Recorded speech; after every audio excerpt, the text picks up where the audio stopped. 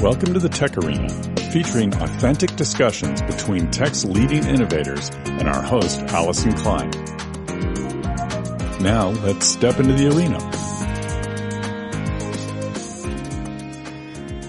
Welcome to the TechArena. My name is Allyson Klein, and today I'm delighted to be joined by Zac Imel of Lyssn. Zac, welcome to the program. Hi, thanks for having me.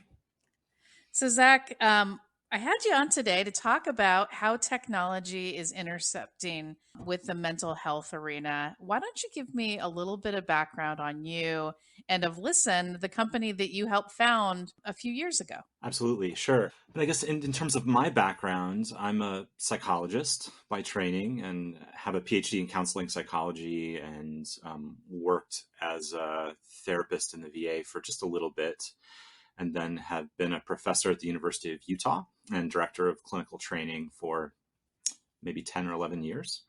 And really, ever since I got started in psychology, I've had kind of an interest in data science. What we call data science now used to be, statistics.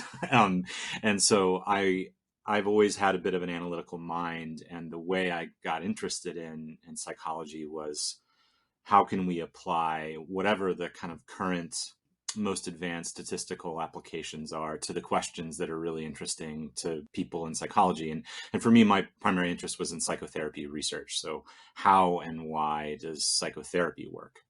Which is the conversation that a therapist has with their patient. I was fascinated when I learned about the story of Lyssn and what you have put together. Most people think about psychotherapy as something that is distinctly not technical, a conversation over time between two people, and something where technology really doesn't enter the arena. What was the impetus for looking at how technology could apply, and where were the areas of treatment that you were looking at that you could improve or help practitioners improve in terms of the way they were treating mental health? Yeah. I mean, for a long time, they would have been right? I mean, psychotherapy is the kind of ultimate low technology, right? I mean, if you think of psychotherapy formally as a conversation with a goal in order to help change a behavior or change someone's emotion, we've been doing some form of psychotherapy probably forever, right? I mean, we didn't call it that and didn't have a formal profession around it. And so, really, when I first started training in psychotherapy, if you asked about technology, that would have been, we probably just started having CD-ROMs that where you could get like cognitive behavioral therapy, and you could, click on some buttons and read some stuff on a website, or it was like a trainee might have a bug in their ear where they're in a room talking to a client, but there's a supervisor on this other one-way mirror and they're listening in. And if you get stuck, the supervisor's kind of like, say this, right? Or do that, or try this, or that sort of thing. And so that was technology really for quite a long time. And so the primary thing we identified, and this is going back, I think the first work we started doing with my colleague Dave Atkins and a bunch of folks in computer science and electrical engineering, was the way we evaluate quality in psychotherapy is for a human being to listen to the conversation. And that's great. It's a nice way to do it. And we've been doing that for a long time. We have measures for that. They're reliable. We can tell you, some people find this surprising. In our field, you wouldn't. There are reliable measures for how empathic a therapist is, right? So I can train someone to listen to a conversation, and we can score the person who's doing the interview, someone like you, for example, about like how well are they trying to actively understand the person who's talking to them. Are they actively asking for clarifications, asking open questions, being supportive, or are they kind of barely paying attention, right? And certainly at the extremes, we can capture that really well. It just takes a long time. And so that's never used outside of like really well-funded clinical research that's funded by like NIH. And you do that for ensuring internal validity of your interventions and making sure people are doing what you hope they're doing. So when you do a clinical trial, oh, well, this worked because people did the intervention we thought they were doing. Psychotherapy is really different than, pharmacotherapy, drug therapy, where, you give someone a pill and the factory has hopefully ensured that the thing that you think is supposed to be in the pill is in it. And psychotherapy is a lot more like teaching, right? You synthesize the specific ingredients of psychotherapy in the moment with the person. They aren't there until you have the talk. And so the question is, how can we evaluate that in a way that's scalable at all and reliable? This was right around when speech and language technologies were starting to move into a new domain. I mean, we didn't have transformer models yet, or some of the stuff that's come out in the last few years in machine learning. But, speech recognition had gotten a lot better. And so we had the idea that what if we got some of our engineering colleagues who were working on these kind of standard language corpus areas that were pretty well mined, and got them interested in some of the problems we had in mental health care. Like, we're having these really high stakes conversations. We don't have any way to analyze them at scale, and we're having millions of them. Could we try and train some models that could at least start to replicate human evaluation of those things? So I believe the beginning was looking at ways that you could use this to train psychotherapists and give them feedback on their sessions. Is that correct? Yeah, I mean, it's a little of both. In some ways, training and ongoing quality are somewhat linked. And so I would say the first stuff we did was all like, could I listen to, if I had 500 recordings from substance use counselors all over the Pacific Northwest and California, and I had human ratings of those, could we replicate those human ratings? And so that a lot of our early papers were just that. They were basic proof of concept. Can we do this? And there was a lot of skepticism that we could, especially in the clinical domain, less so, I think, in the computer science domain. But after that, the first clinical application was more, okay, well, we have these models that we think kind of work. We build a platform and take it with folks who don't know much about a particular intervention. And maybe they've had an initial training, and they can record a session, get immediate feedback on what they're doing. So instead of what you typically would get in a training is this isn't the best case scenario, but a more typical scenario, you would record like a little role play with a fake patient, maybe another colleague, and you'd record that, and you'd get a tape, or like a flash drive, and then you'd like mail it to someone. Or, maybe if you're really advanced, you'd put it on Dropbox, and then you'd get feedback on that like in a month or in a couple of months. And, our first study we did on this, we gave it to them in, minutes. Right. And so there's a lot of like learning theory on why that's much better, right? I mean, feedback should be proximal to the behavior you're trying to shape. And so we were able to vastly speed up that process and start to give people feedback much more quickly. And from that, you've developed an entire suite of tools for this space for practitioners. Can you talk about the full suite and how that's evolved over time? Yeah. So at this point, at some point we launched a company out of our university-based research, which you mentioned, and we've built really 3 lines of products. And so one of them, which we kind of call like always on quality monitoring, which is that for digital mental health care, other spaces, we can just be on in the background. Of course, people are aware and consent to these things, but we can take in the conversations you're having, process them pretty much automatically, and have that running all the time. And so you don't have to have people who are using, and usually these are well-trained people that you'd rather actually have their time being used to see patients. And so we have a dashboard and places where you can go and log in and look at your metrics, both as an individual practitioner. You can log in and see what happened in your session right away, and how your sessions went, and get some summative feedback across not just one session. So it's not just like one example of how you did, but across 10, 20, 50 sessions. Then your supervisor also, or administrators, can do the same thing across hundreds or thousands of sessions. Then we've just now started to release some documentation assistance tools. And so one of the big things that providers rightly complain about, it's probably one of the reasons I'm not a therapist anymore, is documentation is no fun. Right. You get into the field as a person who's interested in people, and a lot of what you end up doing is, treating the computer, right, by writing notes and clicking boxes and all that sort of stuff. And so we've started to build some things where we can capture the content of the conversation and use some of our models to summarize it automatically in the style of a clinical note, that at least gets it drafted for you so you can look at it, edit it, and then speed up some of that process, maybe jog your memory of the session.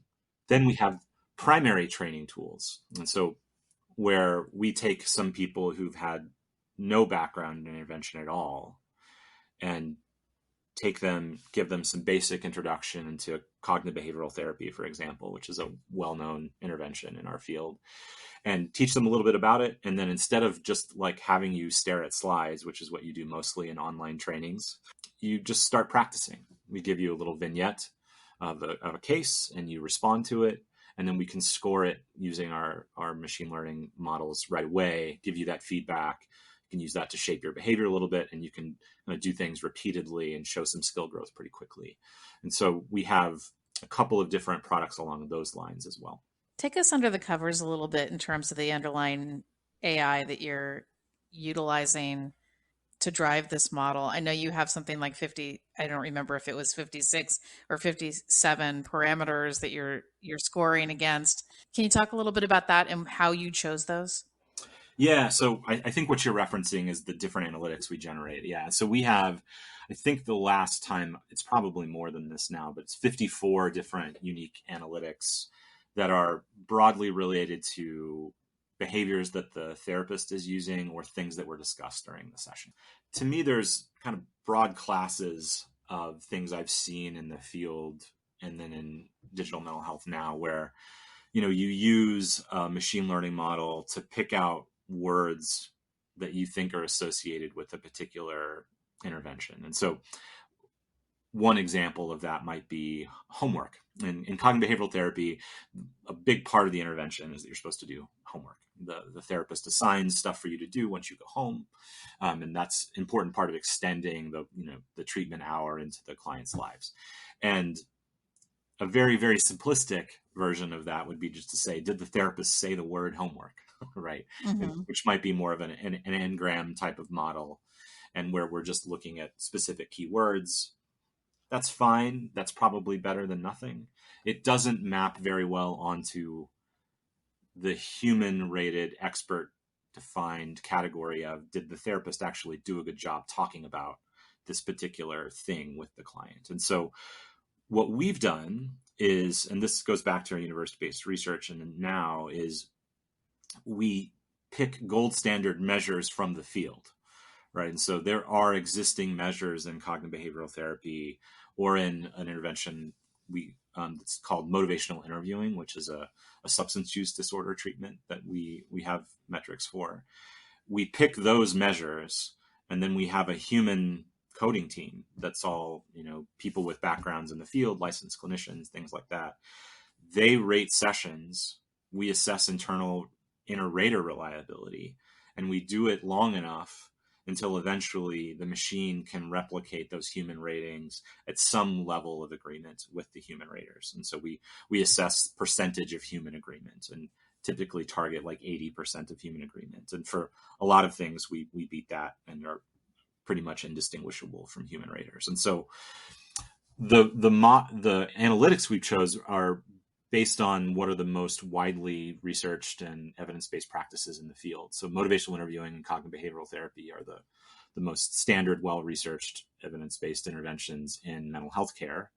And so we started there. We thought we'd pick the ones that were most well-studied and use those tools. And so really what we've iterated on is not so much the human ratings that go into models, but the models themselves. And so we started doing this work on the university side back, 2008, where if your listeners will know what this is, where we're using things like topic models and other things, where now we're using kind of the most cutting edge transformer-based models, out of GPT world and Roberta and things like that, where there's models that are pre-trained on large corpora outside of our domain, but then we're doing extensive secondary training on our own internal data sets to make sure that we're really tracking the things we want to be tracking. So you're further honing for your unique scenarios and then driving a tremendous amount of inference against clinician data. Is that correct? That's right. Yeah. So our gold standard for at least the things I was just talking about is human perception of those things. Right. And so if to just make it more concrete, like in motivational interviewing, one of the things you want therapists to do is make listening statements. And so literally what you just did to me, right? I said a long thing, and then you kind of came back and said, well, so it's this. And I went, yeah, that's right. And so that little intervention we would call a reflection or a restatement in interviewing skills. And it's a key therapist behavior, right? If you can't do that, you're going to really struggle to be a therapist. And so we have humans who rate those things repeatedly, thousands and thousands and thousands of times, right? And then at some point, we evaluate whether or not our machines can rate those just as well. Fantastic. Now, if I was a therapist listening to this, I'd be like, first of all, fantastic. You're going to help me, and you're going to help me with my notes. All the therapists that I talk to say that that's the pain point of the profession. So that's awesome. Mm-hmm. But then there's a little voice inside my head wondering, Zac, is one of your ambitions to replace the human to human contact in therapy and maybe replace it with machine to human interactions? Can you talk a little bit about that? It's so funny that's, I mean, I guess it's not funny. It makes sense that people wonder about that given what's out there in the world right now. If I were a therapist, and I guess I am sort of still, I would not be worried about robots replacing me anytime soon. I mean, maybe for folks in grade school, I don't know. But things changed. We've solved problems faster in some domains than we thought we would. And there's a lot of bot-based therapy that's out there now. And I don't know how much you've played around with some of those or talked to people who have, but I think they're really cool. And I play with them all the time. They are nowhere near replacing a human conversation. And I think some of that is the reliability of the bot is almost inversely related to the interestingness of the AI that's in it. Mm-hmm. Because these new generative models are really cool, and they're really, almost creepily good at being able to replicate human conversation and say human-like things. But they can say things that you don't expect, and they can be unreliable, and they can have all sorts of unintended behaviors. And so, that's almost never what you're seeing in these bots that are out there in the world. I won't name any in particular. You're seeing stuff for the most part that was written by humans. Mm-hmm. Therapists, and then there's some algorithm in the background that might be picking up, oh, they said the word anxiety, so I should say this versus that, but that's been pre-written, or it's kind of pushing you into a particular worksheet that's already pre-written or pre-designed or something like that. I think the future of mental health care, at least in the near term, is much more about augmenting therapists rather than replacing them. How can we make the job of the humans who are doing the work easier? How can we make them more effective at their work, help them be less burned out, support them when they're struggling because they're doing so much work? And, it's one thing to be empathic for an hour. It's another thing to be empathic for 30 hours. Yeah. And then for 50 weeks, right? And so how do you support someone who's doing that? And I think that's, to me, where the interesting technology is. And it also seems like that's been the history of technology. It generally hasn't been, oh, we found this thing, humans are gone now. Right. Thinking about it, you're training algorithms based on human experience, and you're augmenting based on that. And where I see it going is, are there other tools that we can provide that perhaps address some of the high level issues with people before they actually get into a therapist appointment? One of the things that I've been thinking about is just the lack of mental health professionals versus the demand in communities. And are there other things that we can do to help those folks that are struggling to find mental health care? Yeah, and I think what you're seeing is a lot of places are adding either bots or apps as a part of the kind of broad menu of services they provide, right? And so I don't necessarily think it really has to be an either or, right? Where we certainly don't have enough therapists at all. And so there's a lot of people that really the question isn't, oh, wouldn't it be nice if they had a therapist? They don't have anything. Mm-hmm. And so can we give them something that's better than nothing? And I think the answer is there's been some good studies that show we can give them some kind of brief interventions, particularly with people who are lower in acuity or severity, who aren't, actively at risk for high risky behaviors, things like that. But for someone in my domain whose background has been studying the conversation that therapists have with patients, when I typically get asked that question, people are often asking me, do you think a robot could replace that? And I just don't think we're anywhere close to that in a way that could be scalable. What I do think could be interesting and stuff we're working on is rather than just evaluating, was this session empathic? Did they do the things they were supposed to? Is in particular cases, can we nudge people in different directions at the moment they're engaging with the client? So if we know we want people to be in certain circumstances more actively empathic and expressing how hard they're trying to understand the client, can we suggest things they might say before they say them? And I think the answer there is we could do that, right? Especially if there's a human still in the loop who's making decisions about, well, no, I don't want to say that. These are just options. Yeah. So basically you're looking at predictive prompts based on the analysis of what's being said. That's interesting. Now, I know that the good news for Lyssn is that there's been an incredible uptick in interest and deployment of this technology, including statewide in Utah. Can you tell me a little bit about where you've seen success and what's coming next as we head into the new year? We have had a bunch of success. I think what we're seeing is, over the pandemic, you saw the beginning of, like, I've heard this mentioned, like kind of telehealth 1.0, which was basically saying, now can we do some psychotherapy over digital medium? And people are starting to try and think about, like, well, what's next in terms of augmenting this beyond just making it easier for people to access care. They don't have to go sit in an office. And so I think there are starting to be enough calls in the field for how do we scale quality, not just access? How do we make sure not just people are getting anything, but they're getting something that's of decent quality? And that in particular has been found in large kind of public provider contracts where folks have to provide some evidence that they're doing stuff at a certain reasonable standard of care. And once the legislative requirement is there for people to do that, the burden on the providers is pretty significant to try and meet that. Because it's back to the stuff we were talking about before. Humans rating this stuff when they could be doing other things, and when it's hard to hire people. And so I know from being a professor, when you ask smart people to do tasks repeatedly for hours, for years, they tend to have other opinions, right? And they eventually go do something else. And so we've had some success signing contracts with state governments where we're helping them meet those requirements, and not replacing humans out of the evaluative loop entirely, but just massively augmenting them. And so we now have contracts with the state of Utah, with the state of Wyoming, with Washington, D.C., with I think a county in Minnesota, a few others. And so then we've also just had good traction with traditional mental health clinics that are trying to scale up quality and figure out how to do better for their therapists who are getting burned out, but also want to provide better care.